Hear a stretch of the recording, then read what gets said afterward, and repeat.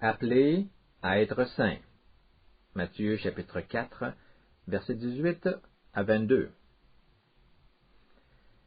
Dans la dernière leçon, nous avons étudié Matthieu chapitre 4, versets 18 à 22. Et vous vous souviendrez que j'ai surtout commenté le verset 19, où Jésus dit « Suivez-moi, et je vous ferai pêcheurs d'hommes ». Je vous ai expliqué la signification du mot « disciple » selon la perspective du Maître, Jésus-Christ.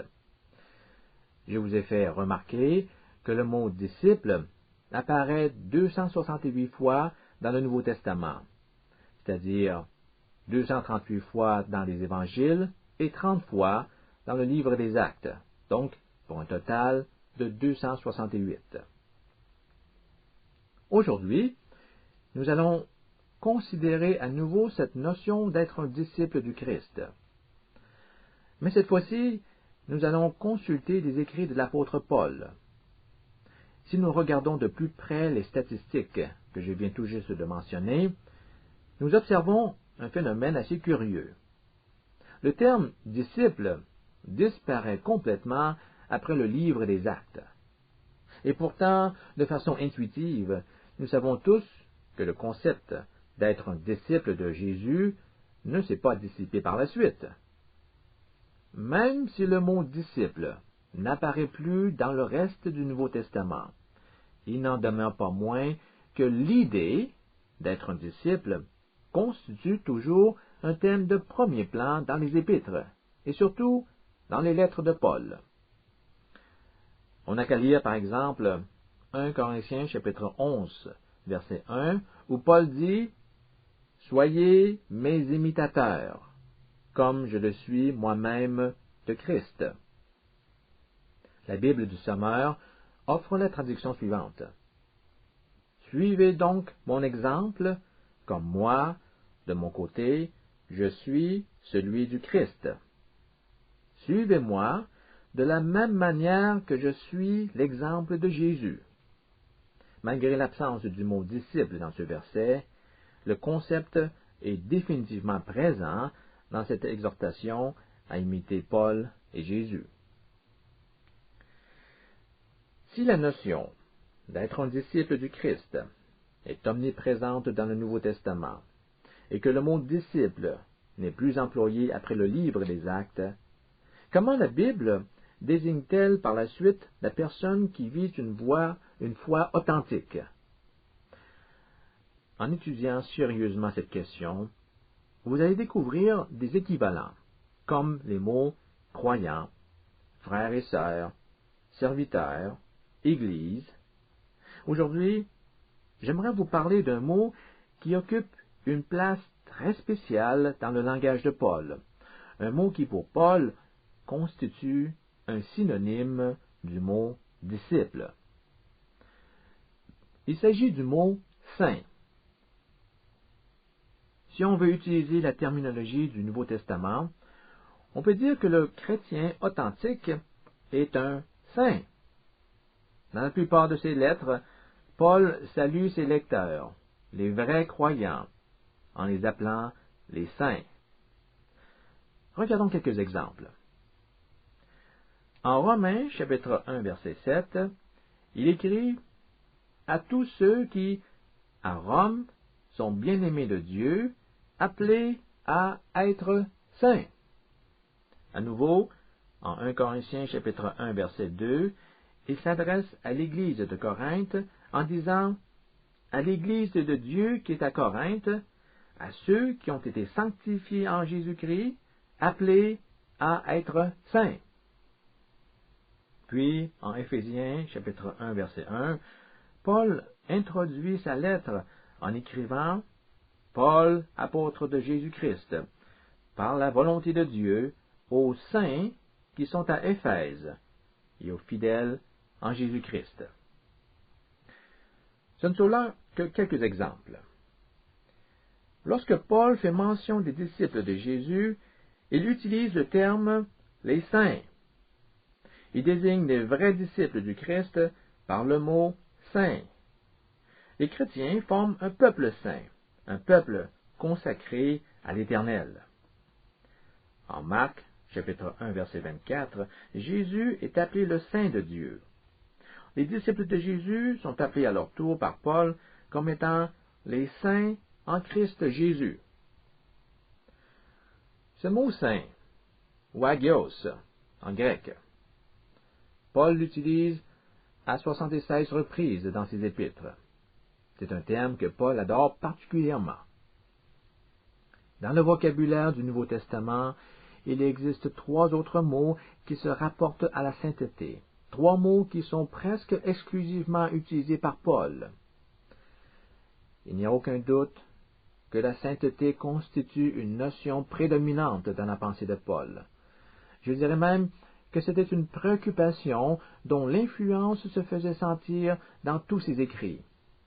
Paul veut nous indiquer que le vrai croyant est un saint, vivant une vie sainte. L'un ne va pas sans l'autre.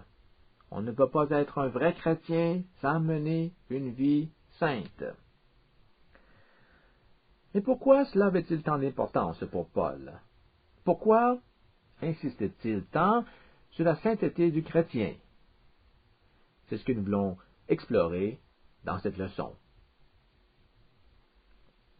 La sainteté est une notion plutôt difficile à définir de manière simple, en raison de ses multiples aspects. Si vous consultez un dictionnaire théologique, vous allez vous apercevoir que la plupart des ouvrages offrent des pages et des pages d'explications. Et si vous avez la patience de regarder attentivement toutes ces pages, il n'est pas certain qu'à la fin de votre lecture, vous allez comprendre davantage. Il me semble que pour Paul, la sainteté est une notion surtout pratique, un aspect que nos livres théologiques ont tendance à négliger. Bien sûr, en tant que pharisien, Paul avait certainement lu de nombreux livres sur la sainteté. Mais je dirais que sa principale source d'inspiration, lorsqu'il parle de la sainteté, provient d'abord et avant tout de sa propre expérience de la sainteté. Quelle est cette expérience? Eh bien, vous connaissez tous l'histoire de Paul concernant sa conversion du judaïsme au christianisme. Il a fait la rencontre du Christ alors qu'il était en chemin vers Damas. Cette expérience spirituelle a littéralement bouleversé le cours de sa vie. Toute personne qui rencontre Dieu et qui le reçoit dans son cœur ne peut pas faire autrement que de reconnaître sa sainteté et d'y adhérer. La rencontre de Paul avec Jésus sur le chemin de Damas laissa une empreinte permanente sur son âme quant à la signification de la sainteté de Dieu pour le chrétien. Au cours de ce rendez-vous divin, il a été aveuglé par la gloire rayonnante de la sainteté de Dieu. Tout son être en frémissa. Il venait de rencontrer Dieu en personne.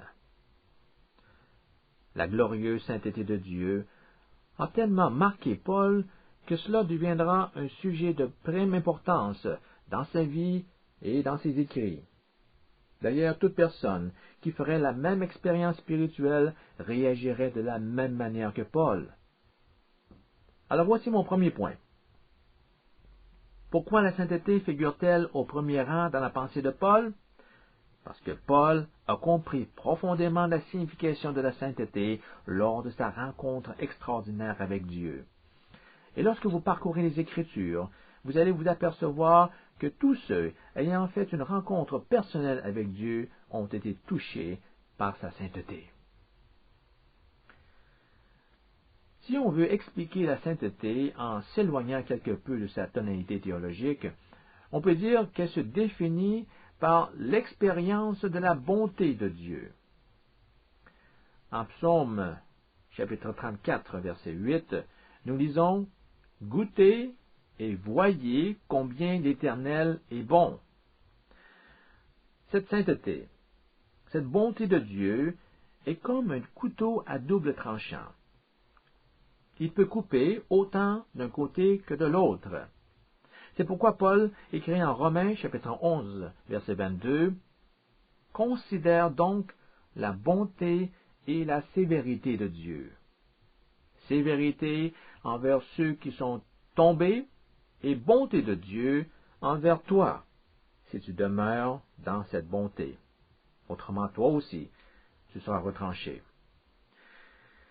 Voyez-vous, la bonté de Dieu s'exprime d'une part par le salut que Dieu offre aux hommes, et d'autre part par le jugement si cette offre est rejetée, car Dieu ne peut pas accepter le mal dans son royaume. La bonté de Dieu se manifeste aux hommes quand le Seigneur accorde sa grâce et sa miséricorde à ceux qui se repentent. Mais si on ignore ou décline son offre, des actions sont prévues pour la défense de cette bonté, c'est-à-dire la défense de la justice et la condamnation du mal. Paul est un homme qui a fait l'expérience de la bonté de Dieu. Il a fait l'expérience de sa sainteté. Il sait que Dieu est un Dieu saint et bon, qui ne peut pas faire de compromis avec tout ce qui est entaché par le péché. Écoutez maintenant le prochain point. Paul a compris que la bonté de Dieu s'exprime aussi dans sa volonté de rendre bons tous ceux qui se repentent de leurs péchés. En d'autres mots, la sainteté du peuple de Dieu est étroitement reliée à la sainteté de Dieu lui-même. Cette qualité fondamentale de Dieu peut être vue comme une puissance créatrice, comme une bonté qui peut être transférée à son peuple et qui doit être transférée pour que le peuple choisi puisse vraiment lui appartenir. Si vous aimez les termes théologiques, on peut dire que nous sommes sanctifiés quant à notre position par l'imputation de Christ comme notre sainteté. Bien que nous ne soyons pas sans péché, nous sommes dans une position de sainteté devant Dieu à cause de l'œuvre de Jésus sur la croix. Et c'est d'ailleurs ce que Jésus révèle à Paul en Actes chapitre 26, verset 18, lorsque ce dernier se rendait à Damas. Jésus dit, « Et qu'ils, c'est-à-dire le peuple païen, qu'ils reçoivent le pardon des péchés et un héritage avec ceux qui sont sanctifiés par la foi en moi. » Vous êtes sanctifiés, rendus saints, lorsque vous avez la foi en Jésus-Christ. Paul fait de cette révélation un élément central dans sa compréhension de la sainteté. Laissé à lui-même, l'homme ne peut rien faire pour réaliser sa sanctification. Nous sommes saints pour la simple raison que la sainteté de Dieu nous a rendus saints. En Romains chapitre 11, verset 16, Paul affirme que si la racine est sainte, par extension, les branches doivent être saintes aussi. Si la racine est sainte, et si Dieu est cette racine, alors les branches, ses disciples, doivent être saintes aussi. Le même raisonnement s'applique pour le passage en Jean chapitre 15, lorsque Jésus dit « Moi je suis la vigne, vous les sarments. » Nous sommes attachés à Jésus comme les sarments le sont à la vigne. Notre vitalité spirituelle dépend de notre union avec Christ. Il nous donne les nutriments spirituels dont notre âme a de besoin pour croître. Si la racine est sainte et que vous, la branche, faites vraiment partie de la plante, alors de toute évidence, vous êtes saints. Dieu a transféré en vous sa sainteté dans votre communion avec lui. Vous avez été sanctifiés par l'œuvre de l'Esprit Saint. Donc, si vous êtes un disciple du Christ, vous êtes un saint, quels que soient vos progrès spirituels. Mais pourquoi Paul préfère-t-il le mot saint au mot disciple? Parce qu'il a fait une rencontre personnelle avec Dieu, dans laquelle il a été saisi par sa sainteté. Depuis cet incident, il porte un regard soutenu sur cette qualité fondamentale de Dieu. C'est la première raison. Voici une deuxième raison qui peut expliquer sa préférence du mot saint. Il faut se souvenir que Paul est un pharisien imprégné d'une grande connaissance de l'Ancien Testament. Sa compréhension des choses spirituelles repose sur un savoir impeccable des Saintes Écritures. Il sait très bien que le thème de la sainteté occupe beaucoup d'espace dans les livres composant l'Ancien Testament. Vous pouvez le constater par vous-même en consultant tout simplement une concordance biblique. Cherchez les mots saint et sainteté, et vous allez voir des lignes et des lignes de citations tirées de l'Ancien Testament. Mais ce que j'aimerais surtout souligner, c'est que son étude de l'Ancien Testament l'a conduit à faire la conclusion suivante. Dieu entretient sa relation avec nous sur la base de sa sainteté. Je répète, Dieu entretient sa relation avec son peuple sur la base de sa sainteté. Prenons le temps de développer ce sujet. Et je vais le faire en présentant les 5 points suivants. Premièrement, vous aurez noté que lorsqu'une personne vient à Dieu, l'Éternel la retranche du monde. Il la met à part des souillures morales du monde. Il a appelé Israël à sortir de l'Égypte. Comme vous le savez sans doute, dans l'Ancien Testament, l'Égypte symbolise le monde. Dieu sépare son peuple du monde afin qu'il puisse le servir dans la pureté. Cette séparation du monde fait partie intégrante de la définition de la sainteté. Paul fait cette même observation dans ses lettres. Par exemple, en 2 Corinthiens chapitre 6, verset 20, il cite directement un passage du livre des Nombres et l'applique directement aux chrétiens. Il écrit « C'est pourquoi sortez du milieu d'eux et séparez-vous, dit le Seigneur. Ne touchez pas à ce qui est impur. » L'idée de séparation, d'être séparé de la souillure du péché, constitue un élément essentiel de la sainteté. Deuxièmement, les gens que Dieu met à part, il faut comprendre que c'est dans le but de les racheter de toute iniquité. L'Ancien Testament désigne fréquemment la nation d'Israël comme étant le peuple que Dieu a racheté. Nous sommes des esclaves du péché qui ont été rachetés. Dieu nous a tirés hors de ce monde dominé par le mal. Paul fait référence à cette rédemption en Romains et dans sa première lettre aux Corinthiens. En 1 Corinthiens chapitre 6 verset 20, il dit avec insistance « Car vous avez été rachetés à grand prix. » Dieu a payé cher pour nous racheter. Il a payé avec le sang de son Fils. Vous ne vous appartenez plus. C'est à Dieu que vous appartenez maintenant. Être saint signifie donc que nous sommes la possession de Dieu. Troisièmement, nous découvrons que ce peuple racheté par Dieu, ce peuple qui vit en obéissance aux saints préceptes de Dieu, est un peuple avec qui il a sa demeure. Il demeure ou il habite au milieu d'eux. Ils sont saints car Dieu a élu domicile parmi eux. Ils forment son temple. Paul reprend ce thème et va l'appliquer directement aux chrétiens en 2 Corinthiens chapitre 6 verset 16. Car nous sommes le temple du Dieu vivant, comme Dieu l'a dit.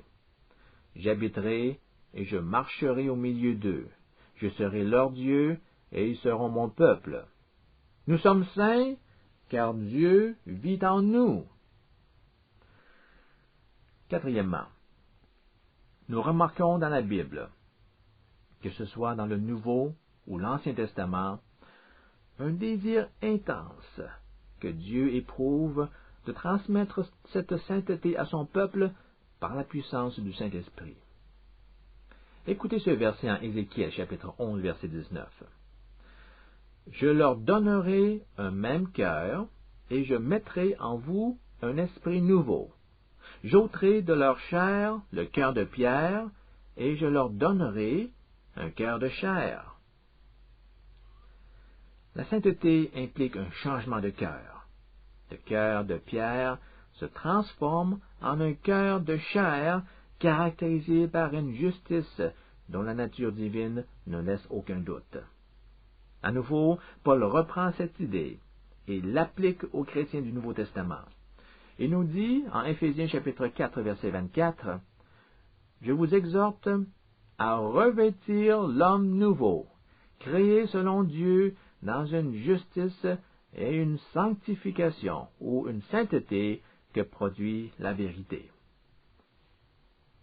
Immédiatement après ce verset, il nous donne une liste de choses à ne pas faire. L'homme nouveau, en vertu de sa sainteté, s'éloigne du péché et désire la pureté dans sa conduite. Il veut mener une vie qui s'accorde avec la sainteté de Dieu. Cinquièmement, la sainteté de Dieu s'exprime par le jugement lorsque son peuple saint déroge à ses commandements. On ne peut pas résister à l'œuvre de Dieu dans la sanctification de son peuple sans en subir des conséquences négatives. Dieu a appelé son peuple à sortir du monde souillé par le péché et à mener une vie pure afin que son nom soit glorifié. Dans l'Ancien Testament, le peuple choisi de Dieu s'est souvent mis dans l'embarras en transgressant la volonté de Dieu, plus souvent qu'autrement. Ils ont malheureusement vécu sous la condamnation de Dieu à cause de leur comportement. Le peuple de Dieu, la nation sainte, a dû subir le jugement de Dieu pour avoir manqué à leur responsabilité de mener une vie sainte. Nous pouvons le lire de façon très explicite en Ézéchiel, chapitre 18, verset 30. « C'est pourquoi je vous jugerai, chacun selon vos voies, maison d'Israël, dit le Seigneur l'Éternel. Je vous jugerai, vous les Israélites, chacun selon sa conduite, parce que vos façons d'agir sont mauvaises. » N'allez pas penser que seules les personnes de l'Ancien Testament sont concernées, et que nous, les croyants du Nouveau Testament, vivant sous la grâce de Dieu, n'avons pas à craindre le jugement de Dieu, peu importe notre conduite. La sainteté de Dieu se manifeste tant dans son amour que dans sa justice. Un amour sans justice n'est pas saint. Et cette justice oblige Dieu à juger et à punir le pécheur. Le fait d'être appelé saint ne nous exempte pas du jugement divin. Et Paul est très clair là-dessus. On n'a qu'à lire en 1 Corinthiens chapitre 11, versets 31 et 32. « Si nous nous examinions nous-mêmes, nous ne serions pas jugés. Mais le Seigneur nous juge pour nous corriger, pour que nous ne soyons pas condamnés avec le monde. » Par ces mots, Paul veut faire comprendre aux croyants de Corinthe que s'ils s'étaient jugés eux-mêmes par un examen de conscience, Dieu n'aurait pas eu à les juger. Et lorsque Dieu juge un chrétien, c'est dans le but de le discipliner. J'espère que vous commencez à saisir pourquoi il était si important pour Paul que les chrétiens soient appelés des saints. Il voulait s'assurer que les disciples du Christ puissent parfaitement prendre conscience que la sainteté est une vertu essentielle de tout vrai croyant. Les saints en Christ sont séparés moralement et spirituellement du monde par la pureté de leur conduite. Dans la plupart de ses lettres, Paul introduit son message en s'adressant aux saints fréquentant l'Église qui fait l'objet de son attention. Et quand il conclut ses lettres, il prend soin de souligner toute l'importance pour les saints de se conduire de manière exemplaire, d'une manière sainte, car notre sainteté est en étroite relation avec la sainteté de Dieu. Lorsque Paul emploie le terme saint, ce n'est pas simplement dans le but de montrer que le croyant se trouve dans une position spirituelle privilégiée qu'on appelle la sainteté. Il veut aussi nous faire comprendre que la conduite du disciple, du saint, doit nécessairement s'harmoniser avec la sainteté de Dieu, puisque notre sainteté découle de celle de Dieu. C'est pourquoi Paul répète constamment que le croyant doit mener une vie qui soit digne de son appel à la sainteté. On ne peut pas séparer la sainteté de Dieu et la pureté morale qui doit apparaître dans la vie de ceux qui sont appelés saints dans la parole de Dieu. Car toute cette notion biblique de sainteté met l'accent non seulement sur la qualité de notre relation avec Dieu, mais aussi sur la qualité morale et spirituelle de notre conduite vis-à-vis des autres. L'idée de la sainteté implique toujours une relation harmonieuse avec Dieu dont l'expression se manifeste immanquablement au niveau de notre conduite. L'apôtre Pierre le dit clairement, en l'espace de quelques mots. En 1 Pierre, chapitre 1, verset 15, il écrit « De même que celui qui vous a appelé est saint, c'est-à-dire Dieu est saint, vous aussi devenez saints dans votre conduite. » Et Pierre nous révèle le fondement de cette déclaration. Verset 16. « Puisqu'il est écrit, vous serez saints, car je suis saint. » Cette citation tirée du Lévitique nous donne la base de notre sainteté.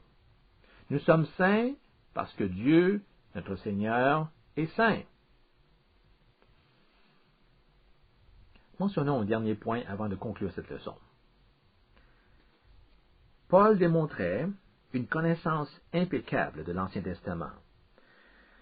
Et il savait parfaitement que le mot saint est souvent utilisé dans les livres de l'Ancien Testament. Je ne serais pas surpris que Paul, avec la perspicacité spirituelle qu'on lui connaît, ait fait l'observation suivante. Chaque fois qu'on retrouve le mot saint, on remarque que c'est souvent relié avec l'idée de suivre Dieu. De suivre Dieu comme un disciple doit suivre son maître. Nous avons un très bel exemple de cela en Jérémie chapitre 2, versets 2 et 3. Laissez-moi vous lire ce passage de l'Ancien Testament, afin que vous puissiez vérifier par vous-même le lien entre la sainteté et le disciple. Jérémie chapitre 2, versets 2 et 3. Dans ce passage, Dieu demande au prophète Jérémie d'aller annoncer un message à la population de Jérusalem. « Va et crie aux oreilles de Jérusalem, et dis, ainsi a dit l'Éternel, il me souvient à ton égard de l'affection de ta jeunesse, de l'amour de tes fiançailles, quand tu me suivais au désert. » On retrouve ici l'idée du disciple qui suit son maître. Quand tu me suivais au désert, dans une terre qu'on n'ensemence point. Israël était une chose sainte à l'Éternel. Il était les prémices de son revenu. Tous ceux qui le dévoraient étaient coupables. Il leur en arrivait du mal, dit l'Éternel. Remarquez cette phrase. Israël était une chose sainte à l'Éternel. Voyez-vous cette association entre le disciple et la sainteté? En ce temps-là, Israël était un disciple de Dieu, car la nation suivait l'Éternel dans le désert. Et parce qu'il suivait Dieu dans le désert, Israël était saint à l'Éternel. Israël était une part sainte pour Yahvé. Je suis convaincu que Paul a remarqué cette interrelation dans l'Ancien Testament. Au niveau du Nouveau Testament, l'idée de suivre Dieu devient beaucoup plus spirituelle et morale.